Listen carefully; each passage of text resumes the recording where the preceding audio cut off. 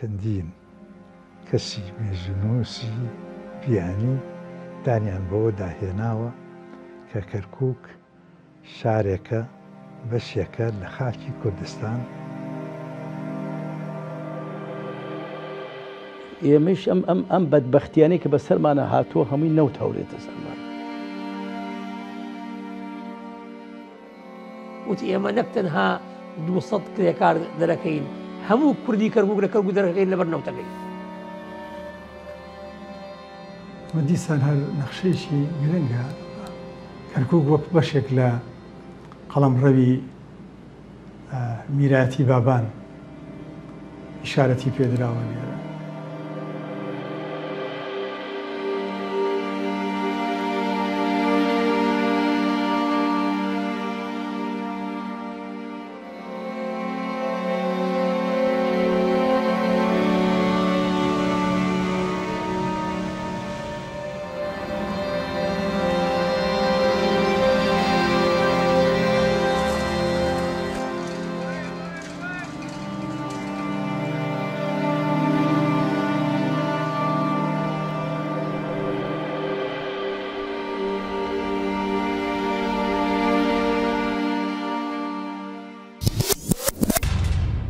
تابلۆقڕینەکانی سەردەمی سۆمەر و ئەکەد چەندین ئاماژەیان تێدایە کە ئارابخا و قەڵاکەی کەوتونەتە دەوڵەتی گۆتیەکانەوە کە کۆنترین دانیشتوانی کەرکووک و دەوروبەری بوون.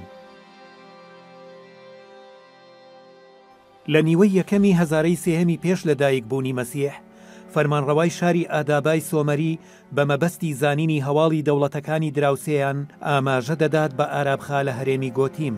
ئەمەشدا ئەنرێت بە یەکەم ناوهێنانی کەرکووک لە مێژوودا.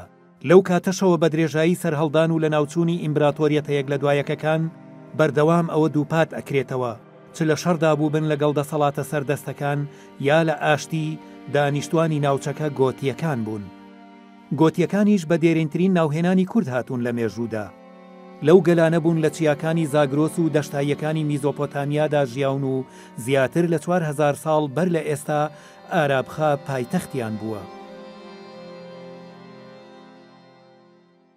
زۆربەی مێژونووسان لە جەختە سەرەوەکەن کەوا شاری کەرکووک لەلایەن ئەو ئەقوامانی کە لە منطقەی زاگەرۆسا بۆ دروست بوو. بازێکیان لەو بڕوادان کەوا ئەمە ینی خوریەکان دروستیان کردووە. خوریەکان لە منطقەی با بڵێن کەرکووک و تووز خوڕمات و تووز و ئەمانە تا ینی تا مناطقی شارە زۆرۆمانە حکوم فەرما بوونە.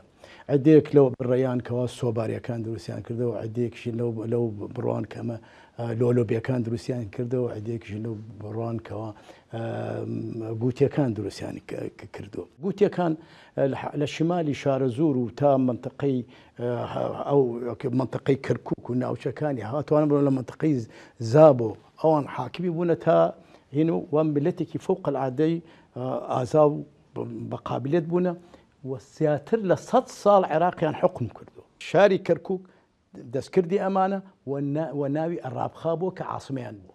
لەو کتێبەمە کورد و کوردستان هەندێک مێژوونووس لە ناویشیاندا دکتۆر کەمال مەزهەر بڕوای وایە کە کەرکووک لەلایەن لۆلۆیی و حۆریەکانەوە دامەزراوە کە ئەو دوو گەلەش ڕەگ و ڕیشەی گەلی کوردن.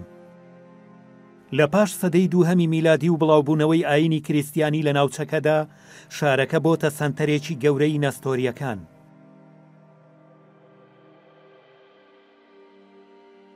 ئەوەی جێی سەرنجە نە لە مێژووی کریستیانی کەرکووک و نە لە مێژووە کوردیەکەیدا هیچ ئاماژەیەک بۆ بوونی عەرەب نییە، تەنانەت لە سەردەمی ساسانیەکانیشدا. بە هەمان شێوەش ئاماژە بە تورکمان نەکراوە، چونکە عەرەبەکان لەگەڵ شاڵاوەکانی فتوحاتی دەوڵەتی ئیسلامی پاش سەدەی حەوتەم ڕوویان لە ناوچەکە کردووە. هەرچی تورکمانەکانیشە دوای چەندین سەدە و لە دوای کۆتایی دەسەڵاتی عەباسیەکان لەگەڵ سوپای سەلجوقیەکاندا هاتوون. لە مەرحەلەی ئیسلامیە ناوی کەرکووک نابینین بە کۆکو کەرکووک، بەڵام پیان وتووە کەرخینی. ئەم کەرخینەمە ببینین زۆربەی بولدانیەکان ینی ئەوانی کەوا جغرافیان نووسیوە، جغرافیای تاریخیان نووسیوە بە کەرخینی ناویان هەن. بینی کە مەسەن قەلقەشەدی لە سوبحی عاشاوە لە هینەکانی وەرگردووە ئەڵێ منطقەی کەرخێنی داقوق ئەمانە خەڵک هین کوردن ئەکسەرەتی کووردە لەم وڵاتە ئاژین و جگە لەوە عادەدیان ئەگاتە ژماریان ئەگاتە 7,000 کەسێک. لە سەردەمی ئیمپراتۆریەتی عوسمانیدا پاش هێرشی سلێمانی قانونی بۆ خوارووی میزۆپۆتامیا لە ساڵی 1535دا کەرکووک داگیر دەکەن و بۆ زیاتر لە 3 سەدە تیایدا دەمێننەوە. لەو ماوە دوور و درێژەدا هەموو هەوڵێک ئەدەن بۆ ئەوەی شوناسێکی تورکی بەسەر شارەکە و دەوروبەریدا بسەپێنن.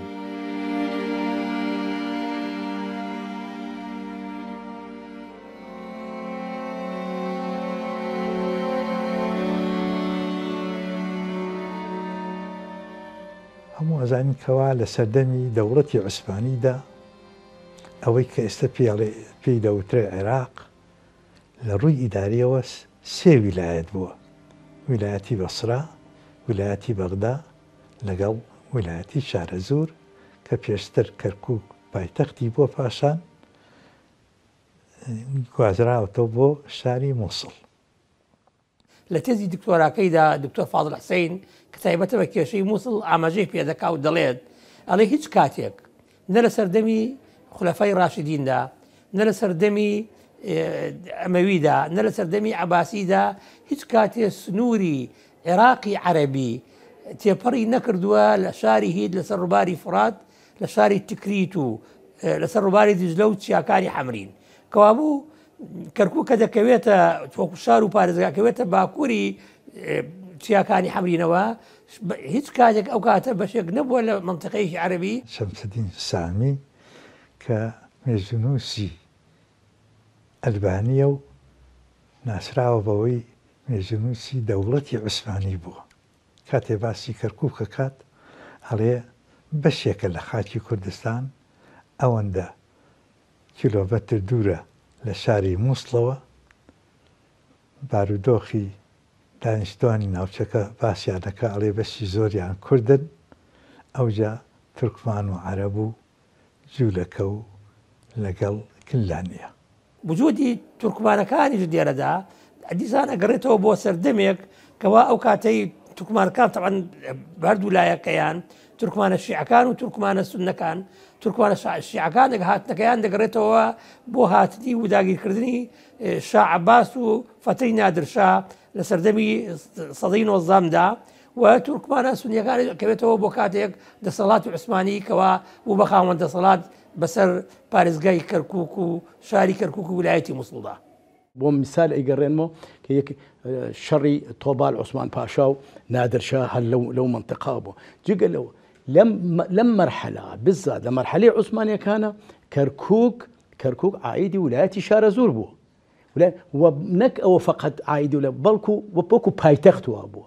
پاشاکان لەوێ نیشتوونەکەوا سەر هینیان ویلایەتەکەیان بردەتەڕێەوە. ئەمە خۆی دلیلێکە کەوا مەسەلەن بێگومان کەرکووک لە زمانی عوسمانەکەنە شارێکی کوردستانی بۆ و عایدی کورد بوو.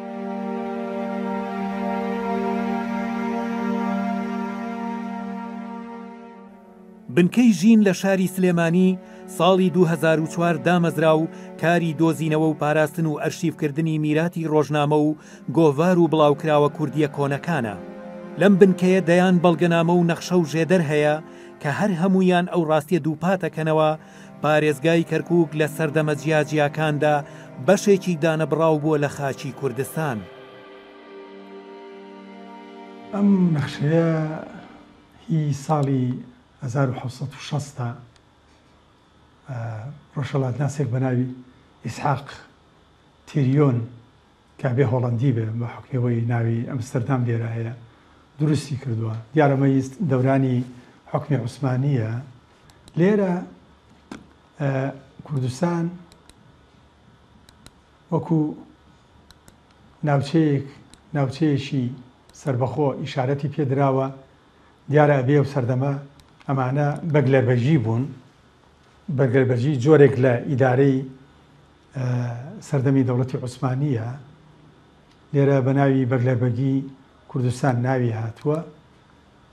لە ناوانەیە کەرکووک بەشێکە لەم بەگلەربەگی کوردستانە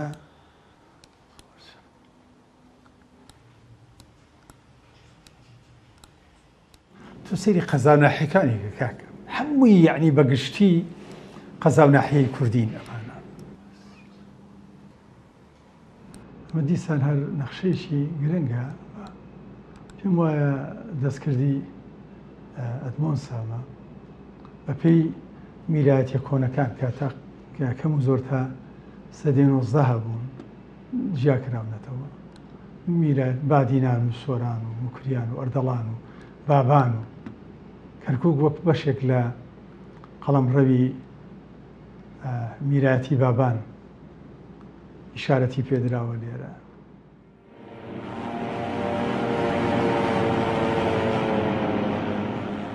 لەگەڵ کۆتایی جەنگی جیهانی یەکەمدا میراتی دەوڵەتی عوسمانی لەلایەن هاوپەیمانە سەرکەوتوەکانەوە دابەشکرا. بریتانیا ڕۆڵی سەرەکی بینی لە دروستکردنی دەوڵەتێک بە ناوی عێراق لە هەردوو ویلایەتی بەغداد و بەسرا لە ساڵی 1920دا. دوای نزیکەی 5 ساڵ هەر لە پێناو بەرژەوەندیە نەوتیەکانی خۆیان ویلایەتی مووسڵیشیان خستە سەر. بەو جۆرە باشووری کوردستان بێخواستی گەلی کورد لچێنرا بە عێراقەوە. مؤتمری قاهرە 1921 قراردادی دەوڵەتی عێراق دروست بکە.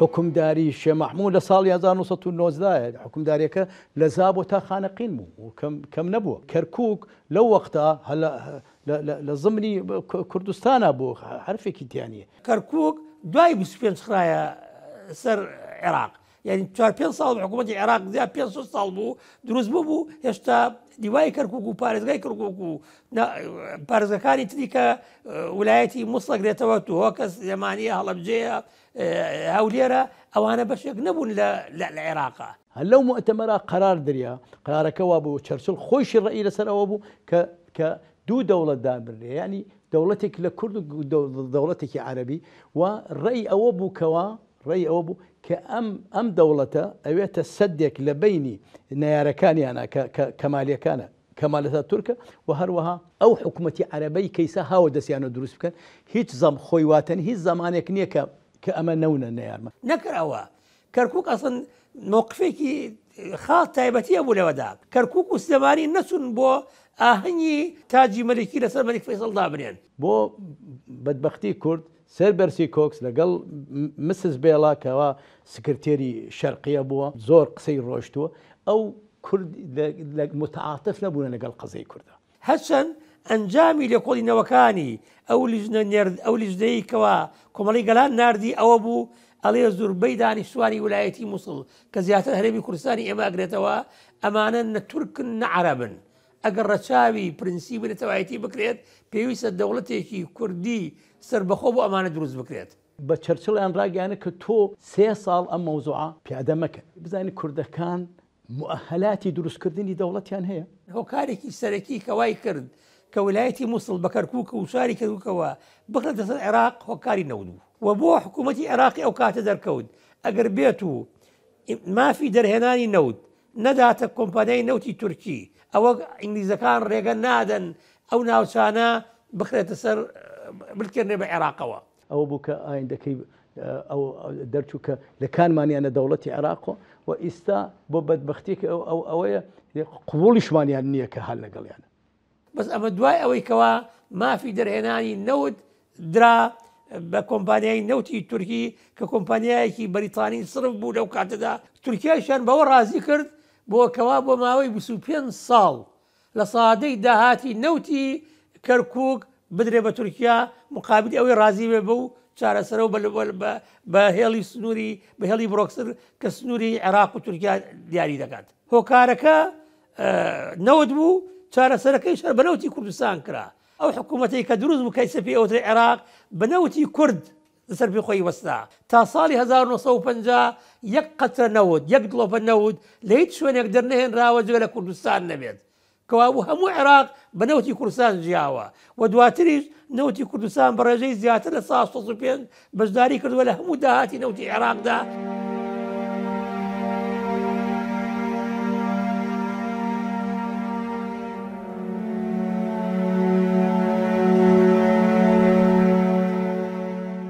لە کتێبی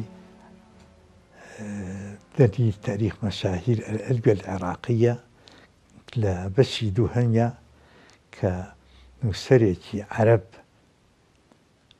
ئامادەی کردو بە هاوکاری لیژنەیەکی هەموو عرب باسی ئەوەکەکەوا زۆرینەی دانیشتوانی ئەو شارە کوردن ئەوجا تورکمان و ئەوجا عەرەبیش لەو سەردەمەدا خێڕی عەرەبیش لە ناوچەی حەویجە دەستیان پێکردو بە نیشتە جێکردنی باسی ئەوانیش ئەکات. مام جلال قسێکی کردو خلای من زۆر هەر ئەم مەوزوعە کورد ئەکسەرێتەیە ئەقەلیەتەیە چی ئەمە وتی بابە بەم زۆر چەکەمە زۆر ئاسانە بڕۆ مەقبەرەکانی کەرکووک بگەڕێن بزانە عەدەدی مردووی کورد زۆرەیان مردی باقی پێکاتەکانی تر ئەوە قەرار بدەن لەسەری. واقعی حاڵ ئەم قسەیەکی بەجێیەک کورد ئەکسەرێت بووە کاکە لە هەر هینێکا کە کراوە ئەکسەرێت بوو کە ئیسایشە بەم ئیسابی کە هەر ئەکسەریەتە. و لە زمانی سەدامیشە پێش ئەو لە شەل ینی دوای ئەو تاریبانیش کە کرا هەر ئەکسەریەتە. لە کاتێکە کورد خۆی هیچ خەملاندێکی نەکردووە لەوانەدا سەرژمێریەکانش هەر کورد ئەنجامی نەداون دیسان سەرژمێریەکان کە ئەوانەی کە حکوومەتی عێراق ئەنجامی داوە لە 48 و لە 57 کە پێشتر سەردەمی پاشایەتی دواتری لە سەردەمی کۆماری کە ئەنجام دراوە لە 1950 ئەمانش دیسان لەلایەن کوردەوە نەکراون. کوردەکە زیاتر لە سەروی شارەکە دانیشتون هەروەها لە ڕۆژهەڵاتیش تورکمان لە ناو مەرکەزی شارە ژیاون خەریکی کەسابەت بوونە هەروەها جوولەکە و کلدان و ئەوانی تر بەڵام عەرب لەو سەردەمەدا لە ناو شارە نەبوون مەگەر هەر عەرەبی هینی کۆچەری مەسەلەن ئەوانە کۆچەر بوون هاتوون بۆ لەوەڕ لە هاوی ناگەیشتونەتە وڵاتی ئێمە هەبوو یعنی تا سەردەمی حکمی پاشاتی بەڵامی تر کە دەوڵەتی عێراق دامەزرا ئیتر بە حکمی و دەوڵەتەکەی تر ناسامەیەکی عەرەبی بوو بەرەوەی تر لەو کاتەوە ئەوانە دیارە لە سەردەمی حکمی پاشاتیە ئەم هەستێکی کەمتر بوو ینی کەمتر هەستی پێکرا. لە سەردەمی عوسمانیدا کەرکووک و هەموو ناوچەکە کرابوونە قوربانی بە تورککردن پاش لکاندنی بە دەوڵەتی عێراقەوە لە ساڵی 1925دا مەترسی بە عەرەبکردن دەستی پێکرد و تا ئەمڕۆژ بەردەوامە. لە سەرژمێری 1950دا ڕێژەی کورد لە 148 زیاترە. لە ساڵی 1970دا ئەم ڕێژەیە کەم دەبێتەوە بۆ لە 138.53.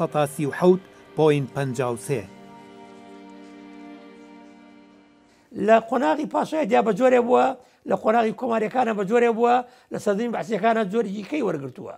سەرەتای پرۆژەکە بەوە دەستی پێکردووە کە کۆمپانیای نەوتی کەرکووک ڕێگەی ئەوە هەندێک زۆر لە قەزانی عەرب بە تایبەتی هاتوون کاریان پێدراوە لەو کۆمپانیا کار بکەن خەڵکێکی زۆر مۆزەفێکی زۆر فەرمەرێکی زۆر گوێزراونەتەوە بۆ لیوای کەرکووک و بۆ شاری کەرکووک ئەمە ڕێگەیەک بۆ لە ڕێگەی بە عەرەبکردنی کەرکووکەکە.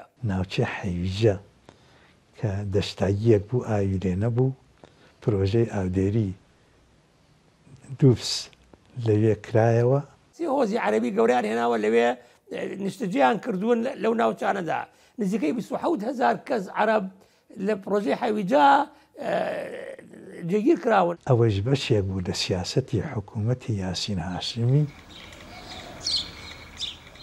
ترسناکترین قۆناغی بە عەرەبکردن لەگەڵ دەسەڵاتی بەعسیەکاندا پەیڕەو کراوە هەر لە ڕووخاندنی گەڕەکە کوردیەکانی ناو کەرکووک و دەرکردنی دانیشتوانەکەی بۆ کاولکردنی گوندەکانیان تا دەگات بە پاکتاوکردنی ڕەگەزی و ئەنفال.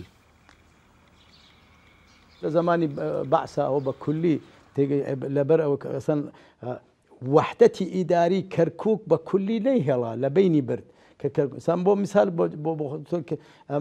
منی متەکەلم من کەرکووکیم ئێمەیەک لە کەلار عایدی کفری بوونە کفری عایدی کەرکووک بووە هەموو ئەو شارانیان لە کەرکووکدا بڕی خستیانە سەر هین بۆ ئەوەی کەەوە ژمارەی کورد کەم بێتەوە ناو ئەو وڵات دەگەر عەرەبەکە هێنراوە بەڵکو کوردەکەش دەرکراوە لە پارێزگاکە و لە شارەکە بە سیاسەتێکی زۆر ڕێک و پێک کەوا سیاسەکە بردی بۆ لەوە لەکوێ نەوتە بێ نابێ کوردی لەبێت. حکوومەتی بەعس هەرچی دەسەڵاتی هەیە هەرچی توانای هەیە لە ڕووی داراییەوە لە ڕووی سەربازیەوە لە ڕووی توانای دیکەیەوە پەیوەندی بە دەرەوە بۆ ئەوەی کوردەکان لەو ناوچانە دەربەدەر بکات. هەتا ساڵی 1970 نزیکەی 20 گەڕەک و 18,690 خانوو لە کەرکووک بۆ عەرەبی هاوردە دروست کراون.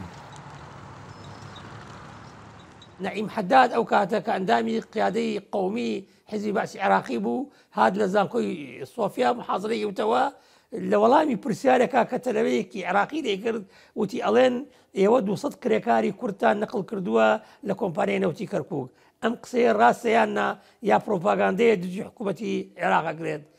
وەڵامی ئەو سەرکردە عێراقی ئەوە بوو، وتی ئێمە نەک تەنها 200 کرێکار دەرەکەین، هەموو کوردی کەرکووک لە کەرکووک دەرەکەین لەبەر نەوتەکەی. ئەم مەستەرە تاقەی کە عالم احتیاجی پێێتی لەجیاتی ئەوە بێتە هۆیەک بۆ گەشەکردنی ئەم وڵاتە کە کوردستانە، بەڵکو بۆتە مادەیەکی بەدبەختی و ماڵکاولی بەسەر کورد. لە دەوروبەری کەرکووک لەو ناوچانەی کەوا بە دووبس ناسراوە، زیاتر لە 37 گوندیان لە ساڵی 1963 تەخت کرد. خەڵقەکەی هەموو ئاوارە بوو. لە ناوچەی داقووق، لە ناوچەی دووس خوربات و لە دەستاییەکانی کەرکووک کفری هەتا ئەچێتە خوارێ، لەو ناوچانە زیاتر سیاسەتی بەعرەبکردن سەرکەوتووتر بوو.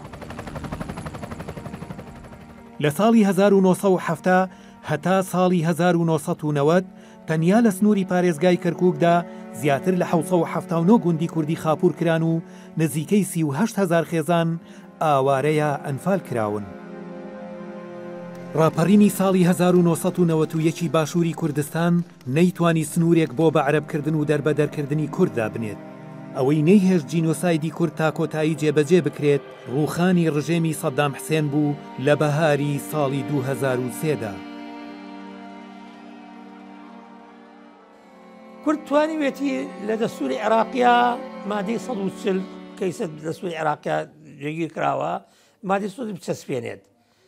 کورد بڕوای تەواوی هەیە ئەگەر ئەو مادەیە جێبەجێ بکرێت بە هەر سێ قۆناغەکەی. مەرحەلەی یەکەمی تەطبیعە، کانی ئەو شارانەی و ئەو شوێنانەی کە لە کۆنا سەر بە کەرکووک و بگەڕێتەوە بۆ ئەوێ چەمچەماڵ، کەلار، کفری لەگەڵ دووس خوربات و بۆ سەر سنووری ئیداری پارێزگای کەرکووک و هەروە ئەو عەرەبانەی کە لەوێ هاوردە بوون بیان گەڕێنەوە بە شوێنەکانی خۆیان و تعویزشیان بکەن و بۆ ئەوە بودجەیەکی واقعیدا بنرێ. ئەم دوای ئەوە قۆناغی ئەنجامدانی سەرژمێریە بزانن کە عەدەد کێ زۆرە لەوێ کە ئەوانەی کە کەرکووکی ئەسڵین. قۆناغی گشتپرسیە کە ڕابرزیەکەکەوا بکرێت. تۆ ئەتەوێت لەگەڵ کوردستانە ببی یا لەگەڵ حکوومەتی مەرگە یا ئەتەوێت بوویتە محافەزەیەکی مستەقل. بۆیە ئەیبا بێ هەوڵدەین بعدی 140 جێبەجێ بکرێت لەژێر چاودێری هەرێمی کوردستان و UN و لایەنە پەیوەندیدارەکانی دیکەش و تایبەتی ئەمریکا و ئەوروپا، و ئەگەر بێت ئەو کارە بکرێت